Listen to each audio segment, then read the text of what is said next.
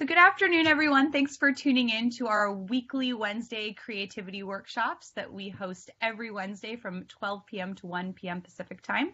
My name is Clara Galan, and I lead our Adobe Education Community programs here at Adobe in San Francisco. And today I'm thrilled to be joined by Stephen Burns, who is an amazing Adobe education leader and has been an instructor at the Otis College of Art and Design, and is also the founder of ChromeIllusion.com. So Stephen, I'll let you take it from here and we'll go ahead and get started. Okay. Oh, great. So then I'm going to assume everybody can see my screen on my computer. So I think that's a yes from Clara. So I think, so if you go ahead and go to the top of share screen. Start sharing now. All right. So I'm going to share my screen number 2, I think. And let me know if you actually start sharing. Add Blue Jeans extension. I guess I need to do that. I assume it's installing now. Installed. Okay. All right. So then we'll go back and share that screen. Excellent. Perfect. Looks great. Excellent. Very good. All right. Always scares me when I have to load things in during a broadcast. Right. We started. Hello, everybody, and thank you so much, Clara. Thank you so much, Adobe. This is a great honor, and I was one of Adobe's presenters on the Twitch channel, Adobe Twitch, and it's kind of great to be back again as part of the AEL team. I am an AEL, I'm an instructor, I'm also a digital artist. My background includes photography and digital painting and 3D, and I'm going to share, I figured I would start the broadcast off by sharing a little bit about who I am and what I do, and then quickly jump into this concept of integration between Dimension and the Photoshop. So I'm on my Behance page, which is behance.net/Stephen Burns, and that's a PH was for Stephen Burns. And I'm going to share with you a little bit of what I do. I'll start with some photography so that you guys get familiar as to who I am as an artist. So I'm going to click on this and again kind of go right through here. Now, this is works that I did in Death Valley. I lead workshops all across the country, and this was a part of my Death Valley workshop. Where I get to take students out and educate them on how to improve their composition, their eye, and their vision in an environment that takes them out from their home and put them into a place that inspires them. In this particular case, Death Valley, and also in this particular image that you're looking at here is my Central Coast workshop. Okay, so the whole concept is learning to see simplicity when I take people out into the field. All right, so then let's go back here. I'm going to share a little bit of some of the digital painting that I do, used with a single brush in Adobe Photoshop. These are all drawn from scratch. These are not from photographs, in case somebody was assuming. And I'm going to keep my eye on the chat box here. I'm used to working working on Twitch. So any questions you guys may have, go ahead and thank you very much. Clara says beautiful, and user says awesome and wow from Clara. Thank you so much. User says you share the name with a popular and one of the best guitarists in the world. Did you know? Oh, of course. I mean, everybody knows. All right. So some of the digital paintings. These are kind of fun to do. It takes me away from just doing photography and or 3D. Illustration. Now, this particular shot, there was a, let's kind of go to the beginning here. This is some of my earlier books. So I've written books. Actually, I'm proposing book number 9. I'm going to share with you book number 8 in just one moment. But this was actually done in the Photoshop 3D book that was written. Actually, the authors were Zorana G. And I can't remember who the other author was, but I'll find out. It's on my website. And I think the other author was, oh my gosh, I forget the name, but I'll rectify that in just a moment. But this is 3D integration into Photoshop. Got a kind of another example of 3D integration. This was done for a DVD that you can see that you can get on Photoshop Cafe. They were my publishers of my DVDs. Another example, this is something I did on Adobe Twitch, right? In integrating 3D and 2D and digital painting all together. Another example of 3D combined with digital painting and Photoshop skill sets. And let's go back to this one. Okay, we'll be back to this one. Let's go ahead and close this one out. Now, what I like to share is one more illustration. These are my Twitch projects. So the stuff I did on Twitch, that's what you're about to see here. Of course, this one here you just saw, nice little enlarged view. We go down here and this here, creating. None of this exists. This is stuff I'm custom creating. The spaceship is something I designed in a program called Lightwave, which is a professional 3D package integrated with Photoshop. Another example of 3D in Photoshop. In this particular sense, I use Poser. So I want in some of my earlier 3D books, I wanted to show how you can integrate third-party objects, 3D objects, into the Photoshop platform. So how do you do digital painting? Suzanne says you're using a brush, and then you have a reference, like an image that's on another monitor to the side of you, and you use a single brush basically to sketch it out, and then use your painting tools in Photoshop to paint in your textures and your color. This is a custom created architecture into a custom created background and foreground scene. Here's another example of 3D integrated in Photoshop. This was done for the Twitch channel. And of course, that one there, also done for the Twitch channel. Now, I don't, if anybody's here in San Diego or anybody online lives in San Diego, then I'm going to be at the Dark Rumors group in Balboa Park doing a presentation tonight. Now, let me share with you the 3D stuff. Now, this is what you're going to get to see today. This is my latest book, 3D Photoshop for Creative Professionals. Everything you see here was all custom created in Photoshop. All of this was done in Photoshop because this was pre-Dimension. Dimension didn't exist or was not utilized as a platform at this time. So all of this here was done in Photoshop. The 3D objects were modeled, textured, and rendered and lit in Photoshop. All right, Suzanne says, how you do that? And welcome, Suzanne. Here is the Wacom tablet, which we're going to pass that one. Let's go over here to the gauge here. That was all custom created in Photoshop in 3D Photoshop. No third-party platform was used. The watch, no third-party platform was used for this. This is all done in Photoshop 3D. So is the book available in Germany? Okay, the 3D Photoshop for Creative Professionals, which is this one right here, you can get on Amazon. So yes, it is available in Germany. You can get it at Bookstore, Barnes & Noble, some of your local bookstores, but it's probably easiest and best and probably the least expensive is to go online to Amazon. All right, we're going to get to see this watch today. That was all custom created inside of Photoshop. This was in Photoshop. Someone mentioned that there was a reverb sound in there. It may be your bandwidth, so just be patient. It'll probably clear up. All right, there we are. Now this little object is a wine opener. I own this, so it was sitting in my drawer. So I figured, I can model that in Photoshop 3D. So I did include it in the book, and it came out very, very well. Here's a little bit of text being applied to the 3D environment in Photoshop. And more things we can do in Photoshop 3D, all custom created in Photoshop 3D. These little binoculars. It was modeled, textured, rendered, and lit in Photoshop.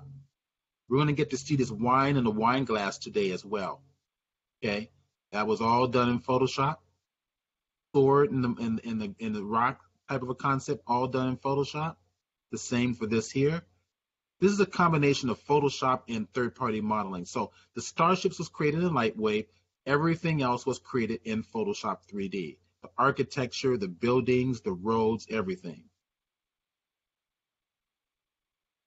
And of course, we've seen this already. Okay, so just a little bit of little teaser here.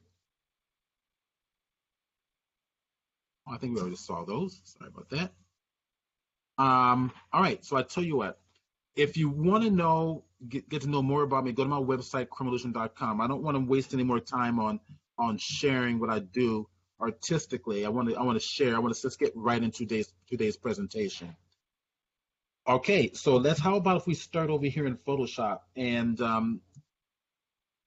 we'll take a look at this one. Now, I have several objects. I'm going to go actually open up one more file.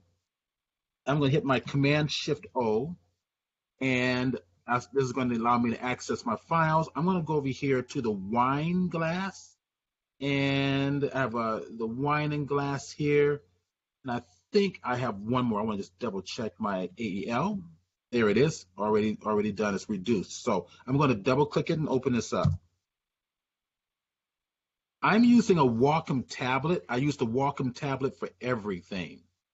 Okay, I'm one of Wacom. I was one of Wacom's tablets or Wacom's company lead pro artists. I was the guy that they sent into companies like Disney and DreamWorks to kind of share with them how to better improve their workflow utilizing the Wacom product. I'm gonna hit the F key to go to full screen here, and there is a 3D scene.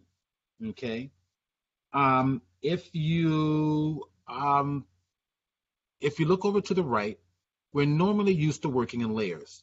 But if you look in the bottom right-hand corner of this particular layer, you will see a cube, a 3D cube symbol. That denotes that you are now working in a 3D scene.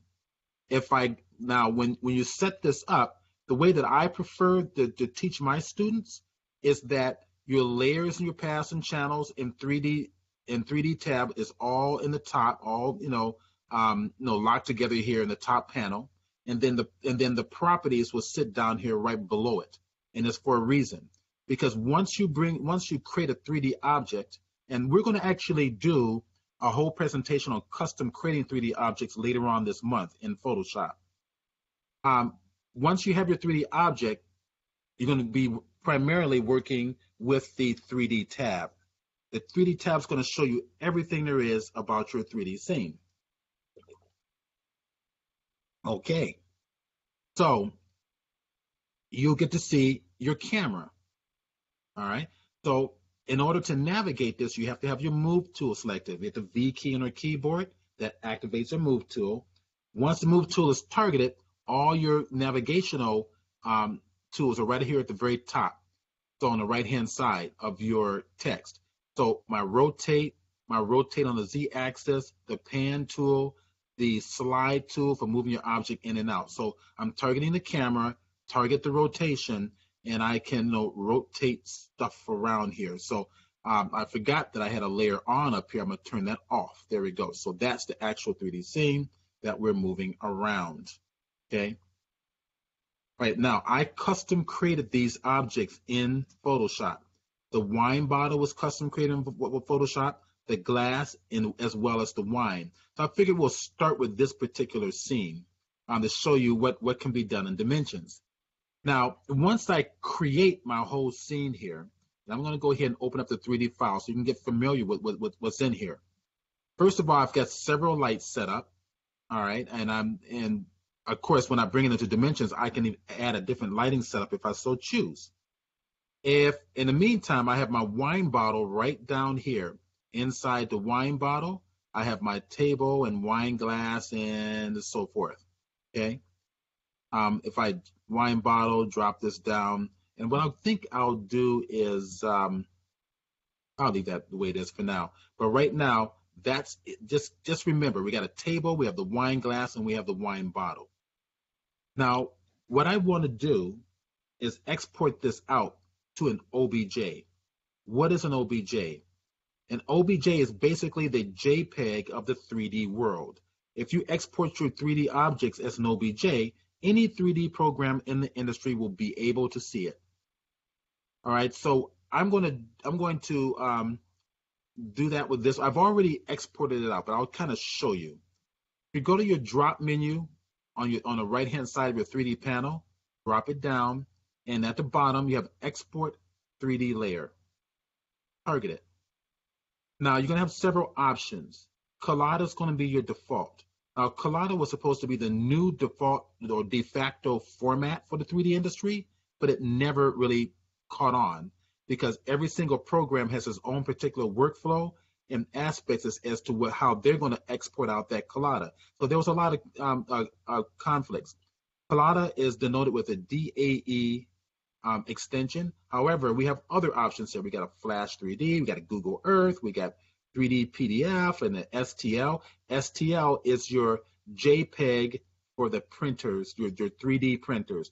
That is what your 3D printers need to print out your 3D file. U3D and so forth, and also your VRML. We want what's called Wavefront OBJ. That is the absolute JPEG of the 3D industry where 3D programs are going to be able to read this. So I'm going to target it. So now it's going to say, wait, guess what? Hey, we see textures associated with these 3D objects. What do you want me to do with these textures? Well, what I'd like you to do is drop down the list here and say, hey, I want you to save all these textures as JPEGs, no matter what format they were originally. So, thank you. I think somebody mentioned here that the explanation was very useful. I'm glad this is helping so far. If I target JPEG and click OK, now it's going to ask me, well, where do you want me to save this one? So I'm going to save it in my AEL folder that I set up, and I'm going to, inside the AEL folder for today's presentation, I have an OBJ exports folder, and I double click that one. You can see all the various exports I've already done: the hourglass, the watch, the wine bottle, and the wire gauge. So I'm going to make a new one, and I did Command or Control Shift N for new folder, and I'm going to call this one Wine Bottle 002. And I'm going to go get inside that folder. And I'm going to call this one, rename this one Wine Bottle 002 as well. And that's going to say that out as an OBJ. And of course, all the images are going to be saved inside there. Now, how do I know this? Okay, let's go to Bridge. Command or Control Shift O is your toggle to go back and forth between Bridge and Photoshop. OBJ exports is right there. Double click it. Here are all my various exported files. Here's my wine bottle number 2. Double click it, and there, look what we get. All our textures that were all associated with this image has been exported out, in addition to your wine bottle OBJ, right? Remember, OBJ is a JPEG of the 3D industry. Any 3D program can actually read this. And then in addition, we have what's called the same name, wine bottle 002.mtl. What does that mean? That's material locator file. So when you export a 3D file in OBJ, it doesn't automatically attach or embed the materials or images in with the file. Those have to be separate. So this sidecar document, which works like the sidecar files in Adobe Camera Raw, this sidecar document tells the textures where to put them on the objects, which objects to go on, and how to put them on there. All right, so there it is. Now, let's go to dimensions. Once this is exported out, it's in a format that Dimensions can read, or Dimension can read. So let's go get Dimension. And I've got a fresh screen here. Now, I could easily drag and drop the file directly into Dimension. Now, the workflow that Adobe wants you to use is File Menu, Import a 3D model, Control I, right? But just so that you're aware of this, I'm just going to pull this off to the side a little bit. Go get the OBJ, and you can also do this from Windows Explorer or Finder on your Mac. And grab the file, drag and drop it. And you see that blue square? It's basically letting you know where it's going to drop it and release it. Okay, now I'm going to just take it to the background. So now my object is somewhere in there, and guess what? Dimension didn't really put it in an obvious place. Kind of odd, okay? It didn't really put it in an obvious place. So I'm gonna hit Command. Now, if you look over here to the right, the object is there. All right. Here's my wine bottle to the far right-hand side. Now, just kind of give you an idea of what's going on here. Let me go to what you're going to see default. You're not going to see libraries. What you're going to see is starter assets.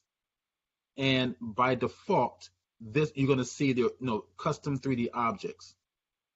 In fact, what I would like to do is I want to back up a little bit, because what I really wanted to do was to kind of give you a little bit of an overflow of a dimension before I actually import a 3D object.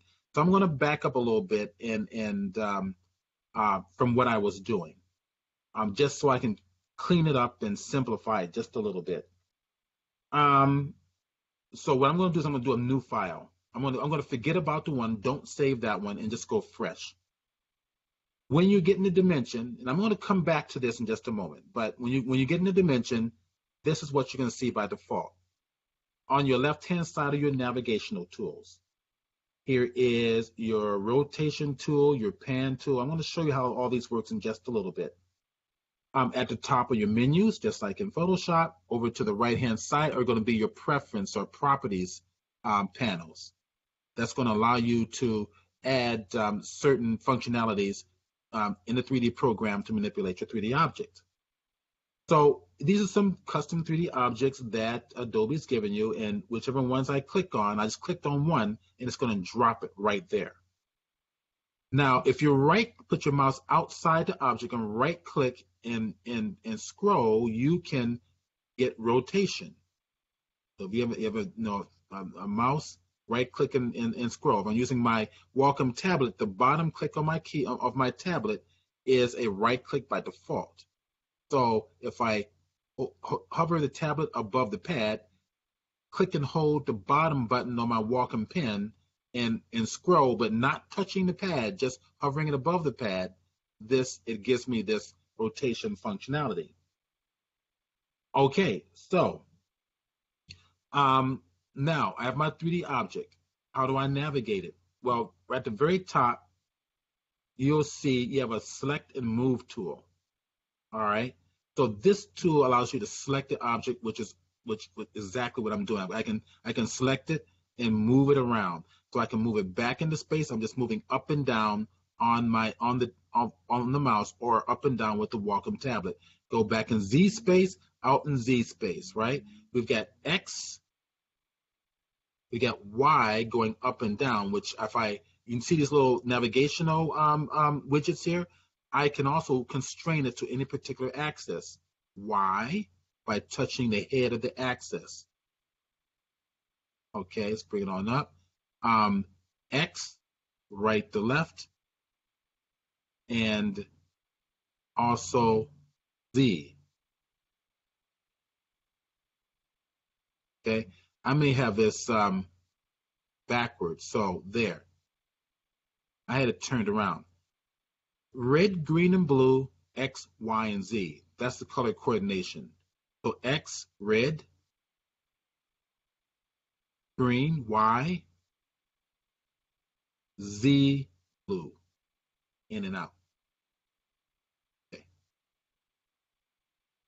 All right, now, if I wanted to move, I have a document window here. If I want to move the document window around, space bar, move it around, okay?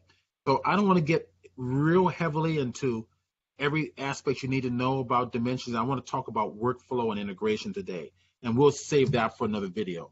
But I did want to show you that when you bring a 3D object, here's some of your basic navigational features. So if I target rotation tool, right, I can constrain my rotation of the object the way that I like. And Stephen, we have a quick question from Suzanne. Can you delete the shadow? All right, so the shadow, can I delete the shadow? The shadow's on the ground plane. That's a good question. I don't know the answer to that. Let's go find out. Let's go over to the Environment tab, and we have a background, and we have intensity of your light source, right? That's what's causing the shadow. The sunlight ground plane. Let's turn the ground plane off. There it is, right there. bottom right-hand corner, right below sunlight, it says ground plane. And you can take away the shadow that way.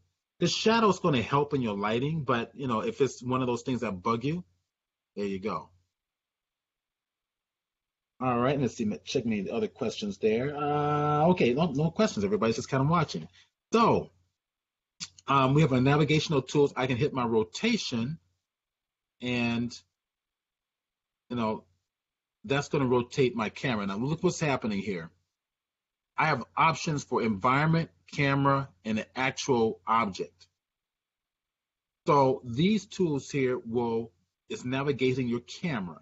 So if camera is chosen, then what's going to happen? I'm going to go ahead and just select it right up here at the top, so it makes more sense.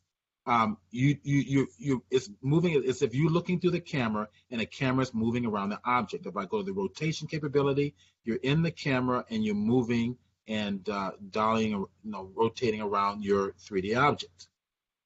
Okay. So the cup is I'm going to target the cup. So I'm going to go right up here to my object select tool, target the cup, and if you come over to the right hand side, it's showing you your 3D object as well as your textures right below it, the cup and the lid. All right. If I want that cup to be on the 000 axis in the center, then I will target the coffee cup. I will come down here to the position, and what I'll do is I will hit 0 for X, 0 for Y, and 0 for Z. Rotation, here I've got 6 degrees. We're going to go to 0, 0, and 0, and it resets it. So be aware that you have that ability to do so. And we also have the scale, right? I can click and hold on any of these and stretch it, right, in any direction. I'm going to take it back down to 1-to-1 proportions, 1-to-1-to-1 in this particular case. So be aware that you do have those capabilities. Textures, this is the fun part. So on the right-hand side, as I mentioned earlier, when we first open up Photoshop, we have our models. If we go over here where it says filter by, we're currently filtering by the models. If I click the next one, I want to get the materials. So, oh gosh, where are my materials? There we go. Yes. All right, so it's telling me it's opening up. Go to models, materials, drop it there. There it is. Okay, so these are fun. So what can I do? Let's see. How about glass for the cup? Just drop it on there. So notice that it's dropping, it's selecting everything. What if I don't want to select everything? Say I want the bottom to have one texture, the top one to have another. Notice that your textures are also separated over here on the right-hand side. So say I want some glass for let's change it up. How about some brass for the cup? I'm going to drag it, and if you notice how it highlights, so that's that cup highlight, or I can drag it over here to the right and select whichever one that I want. So I say the cup, okay, and there it is. And if I want aluminum for the lid, I can go touch the lid. The lid will actually put a little highlight around it, or I can come right over here to the menu, list view, and drop it onto the lid. Isn't that cool? So you have that capability. If I want to go to my rotation tool and play with this and move it around and take a look at it. Oh, what if I want to actually, I'll render this. I want to render it, make it a JPEG, make it a TIFF. I like what it is here. I tell you what, before we even render it, let's put in some lights. Let's play around with the capability of lights. And if you come right over here, we had what? Our models, our textures, and then the next one over to the right is lights. And it's giving you kind of like a visual interpretation of what those lights will do. So this one's kind of like a funky studio light. Yeah, we have some reflection in here, which is kind of nice. I like that. And we've got studio lights. I can drag and drop it right on it. We've got studio warm. Just drop it on in. We've got, what do we have over here? Something like outdoorsy. right? So really nice, really fun stuff. Okay, so someone's saying stunning. User says stunning. We have no idea who the user is because it just says user. Okay, so Clara says she loves the metallic. I like metallic too. Say the ladies like shiny things like diamonds and gold, and we're getting to that. So here we go. Remember we exported out the wine glass? Let's go back and get it. Now I've already created a scene for my exported wine glass. I'm not going to save this one, or I could save it. I can save the dimension file.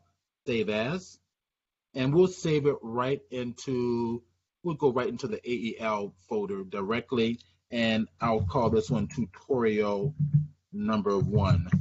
There we go. Now let's go open recent. I was playing with something earlier, and it was called, I'm gonna have to go open it. It was actually the wine glass. So I'm gonna go back to my presentations, AEL, and my OBJ exports, and it was the wine bottle number 1. And there's my wine bottle there. Okay, it's going to be the same wine bottle that we just exported it out. I just set it up, and there it is. Okay, there's the wine bottle and glass as I have brought it out. So if I click and drag it around, you can see that I have 4 3D objects. One is the glass. The second is the wine inside the glass. The third is the wine bottle. And the fourth is the platform that they're both sitting on. And I have it organized. And I also have a background image that I placed in there.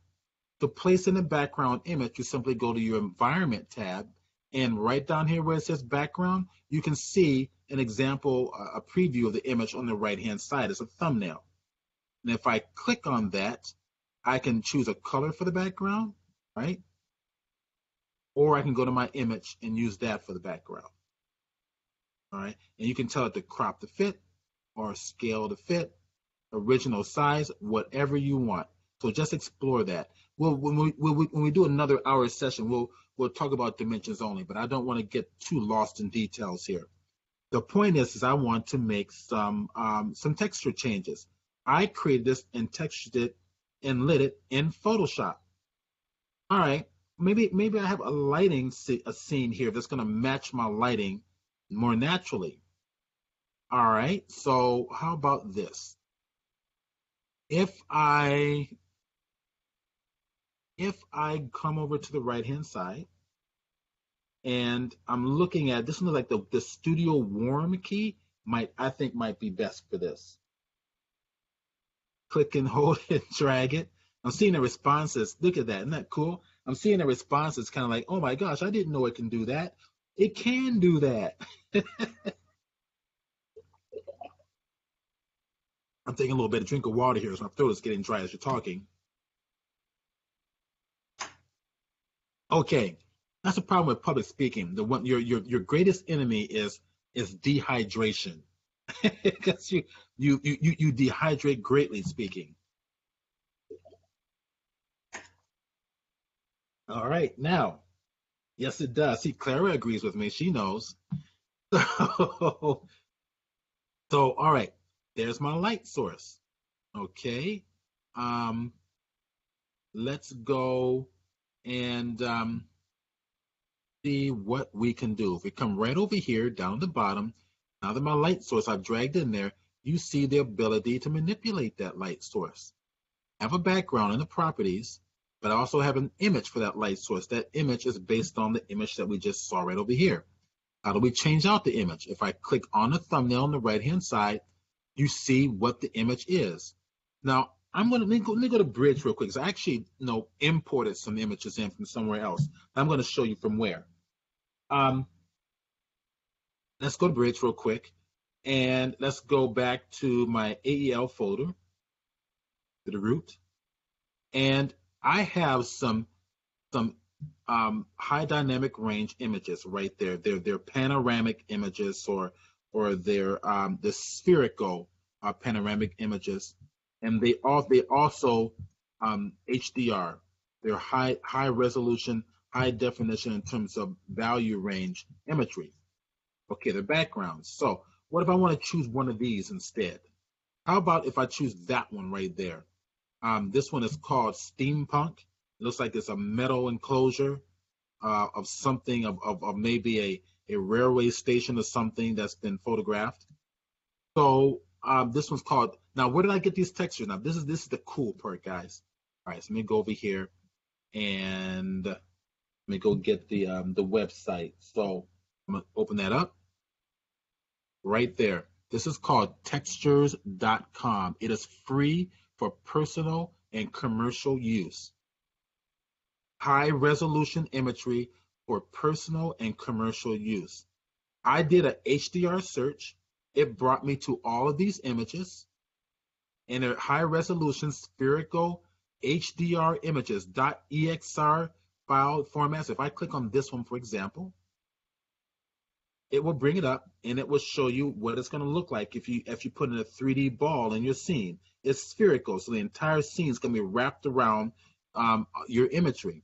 So what these are going to do is going to create what's called an HDR light. In other words, a image-based light. We're going to light the scene with this image. And textures.com. Thanks, Clara, for posting that.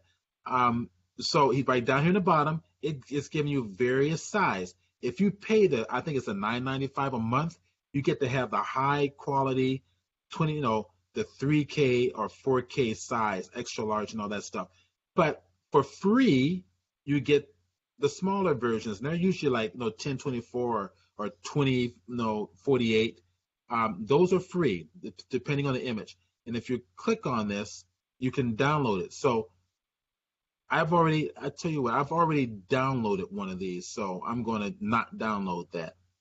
Okay, and then you can use it. Now notice it gives you two formats, the JPEG and the EXR file. That is your luminance file for lighting your scene. It gets very, very interesting, this stuff.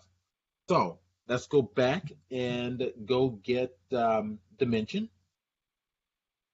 Let's go change this file out. So select the file, go to my AEL presentation files. It's looking for a .ibl, but I wanted to search all my file formats. I can go to the .exr. Remember that? Okay. I can double click on, there it is. Here are my EXR files, my luminance files. Or I can just tell it to view my JPEGs, bottom right-hand corner. Drop down a list and tell it what to view. And here are my various file formats. In fact, I come right over here and tell it to give me a real large view. That makes it easier for you guys to see too. Okay, you can see all the files. I only have a few in there. Why don't we go with this one? This is the one I think we chose to go with, to begin with, and click open and watch the image. Boom, see? It's using this image to light this scene. All right. How do we know that? Well, let's see. I can rotate that image around, and the image is reflecting in the glass. And the glass has reflectivity applied to it. So if I go over here to rotation tool, see, the image is rotated. The light, you look at the scene, and the bottom is all being lit differently. I can go to the intensity and say intensify the light, or take the light away. Make it strong, or take it away. If I go stronger, okay, you can see. So what's happening here with an image-based light is the image that we chose is wrapping it virtually around your entire 3D scene and using the lighting from that image to light the 3D scene in a 360-degree format. That makes sense. So the reflection in the glass is very cool. So that's how you're able to see it. The glass can see that reflection. All right, so now, once we have this, well, what do we do with this? We have another option here. We can add some sunlight to it. Right down here in the bottom is my sunlight tab. I'm going to click it. Oh, we got sunlight. Well, let's see. Sunlight is there. Another panel opens up beneath it. And we can change its color. We can change its intensity. Right? We can rotate the sun. This is why you want shadows in here, to see what direction you're rotating, the sun's pointing in. Maybe I want the sun coming from behind, like what we have in the back, like this, right, to match our background scene. So I go back to my camera, and if I rotate this down a little bit, and we can kind of match, make it feel like, get that feeling like, okay, sitting on the table right in front of the beach, right? And next, we want to render this. Let's see what it looks like if we render it, okay? Right over here on the left-hand side, all of these options with the objects, okay, with the objects and the materials and the lights, right? If you go to the very top, all of that's inside the Design tab. Instead, if I click on the Render tab, okay, now we're ready to render. I need to tell it where I want to put the render. So I'm going to click it over where it says Export Location. All right, and I'm going to go to my AEL folder, my D drive, and I put it under my presentation files, AEL, and I want to go into my OBJ exports, and I'm going to go to the wine bottle number 2, and I'm going to make a new folder in there and call it Exports or Renders. We'll call it Renders. Click it. Just a way of keeping organized. Select the folder. Next, we're going to tell it what to call it. So we're going to call it Wine Bottle 002. And next, all we're going to do is going to check what format do we want. PSD 16-bit file, which is probably what you're going to want. But for this presentation, I want to keep it small, short, and simple. I don't want a lot of resources taken away from my system for this presentation. So I'm going to uncheck it, and I'm going to check instead PNG. Okay. So now, if I hit render, and we sit back and watch what happens, we are getting a render. Now, it starts off blurry and it starts off noisy, but as you let it go, it's going to get really, look at it, it's getting really clean now, really clean. Now, right over here, you're going to see a progress bar in just one moment, and then you're going to see the image pop up here under the render status. So under the render status, you get a little bit of you will get a progress bar in just one moment. And it, depending on your scene and how sophisticated your scene is, it's going to tell you just how well it's going to render, or how long it's going to take to render. So what I like about this is that I love the render quality that Dimension gives you. It's like this cross between a flat shaded coloring and photographic reality, photographic detail. I love the style of this thing. It's great. Now you can see already progress bar is happening. It's about 1/4 of the way through. It's going to go faster than that. But when it's done, it would have saved that file to the folder that we specified it to go to. I'm going to go ahead and let it go all the way through. It's not going to take that long at all. But as you can see already, what's going on inside here. Now, one thing I'm noticing is that the glass is taking on the lighting of the IBL object, or the image base object, and the wine inside the glass is also taking on that same quality. I might want to change up the actual surface or the material property of the wine. All right, so it's almost done. There it is. It's about 100%. I think is what it says. And when it's done, there it is. It's all done.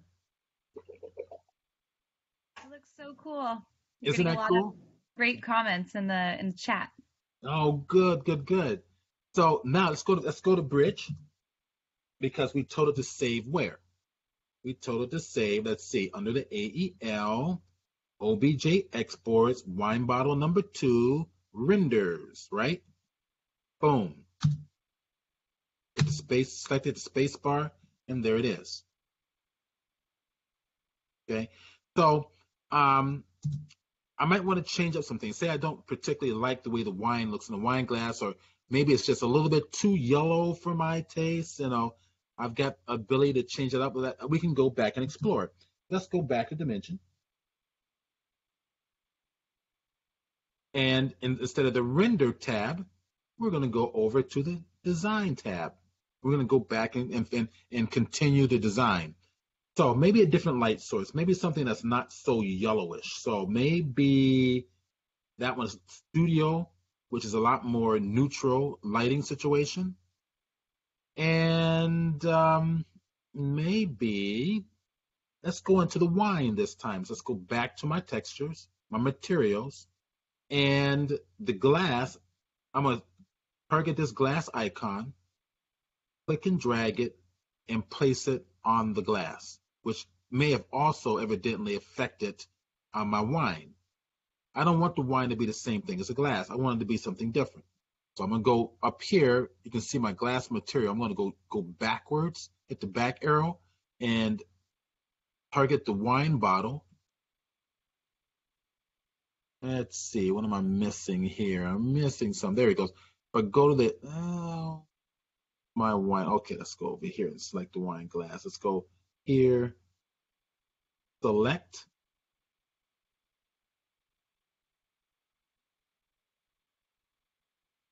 Go. I'm going to have to, select it. Thank you. All right, I had a little problem selecting it. I'm going to try to move this around a little bit. Let's bring it in a little bit closer. Okay, so materials, that's what I want to find. That's what I need next. That's what I got to find out. So in my scene, drop it down, properties,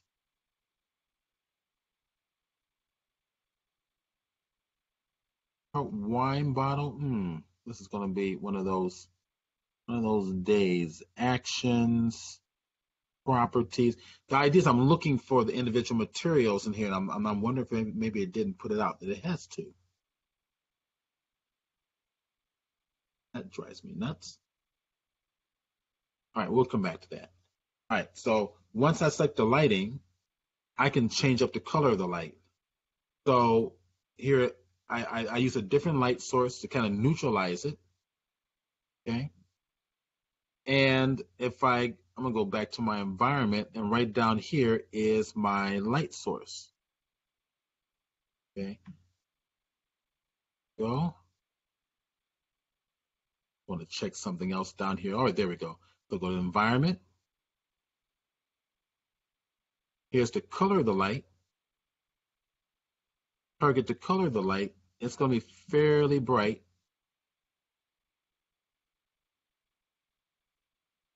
And then what we'll do is, go ahead and grab this, go back to my environment here. Things are not, there's my sunlight. I'm going to go to a sunlight view and then turn this color to white as well. It's going to be really bright. But I can bring down the intensity, right? Go back to go back to that, turn that back on. And let's go to my intensity and bring it not so strong.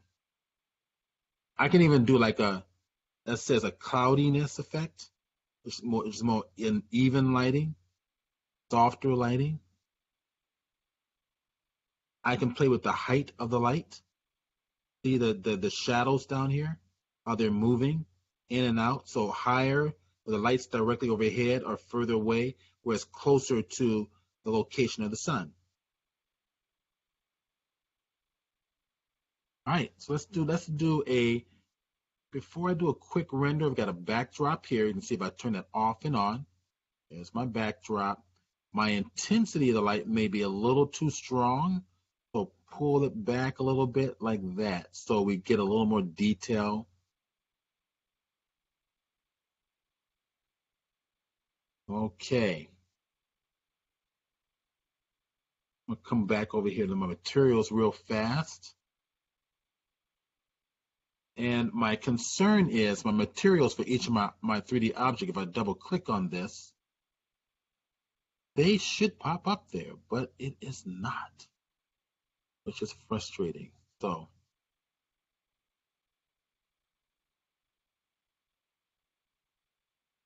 go to my properties, bring them on back.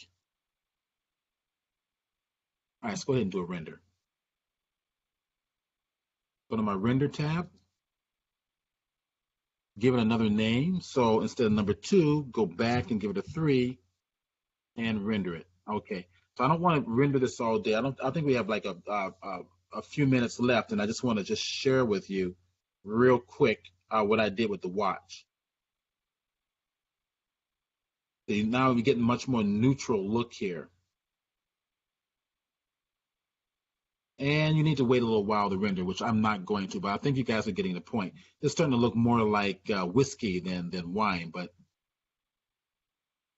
we'll work that out. I'm going to go here and open, let's see, I should have opened recently. I'm going to click open. I have another one that I've already created. So OBJ exports, and I have a watch. Open that up. Don't save the other one.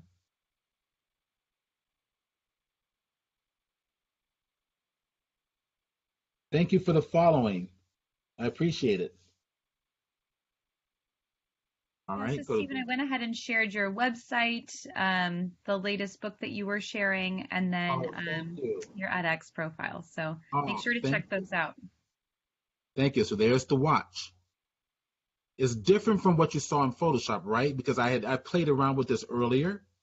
So I basically came around here and came over here to my textures and thought, let's do something different. Now I can continue to play around with it. Like for the watch band, we have, looks like the weave. If I drop that right on here, so drop it right on the watch itself, it will isolate that for the band.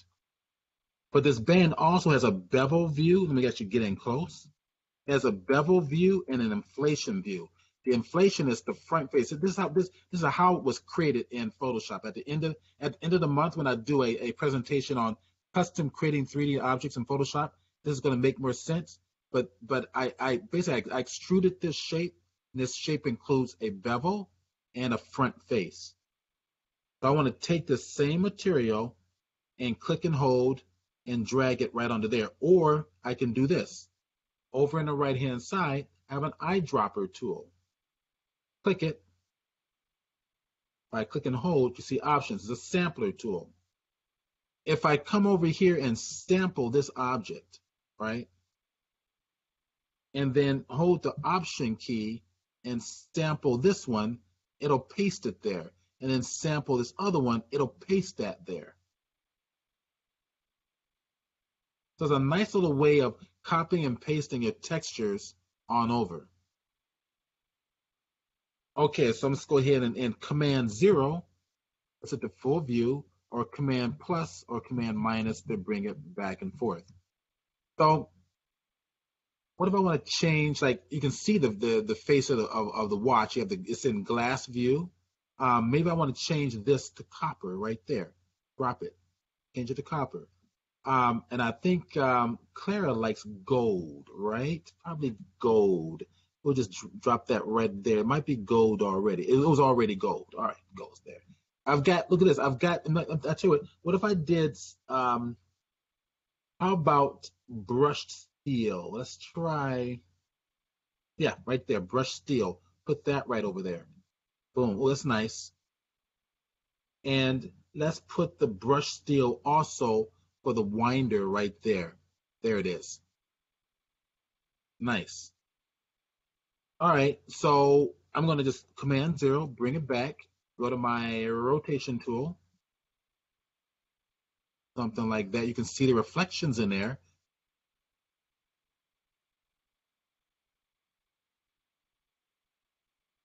And I want to do one last little thing. I'm going to select this band. If I select the band, you can see here are my materials. That was a problem I was having with my wine bottle. The materials weren't showing up. But if you look here, I got the body, I've got the dials, the front face, I got the hands, the winder, the glass. I can make adjustments to those. So I believe, where's the band? Wristband is here.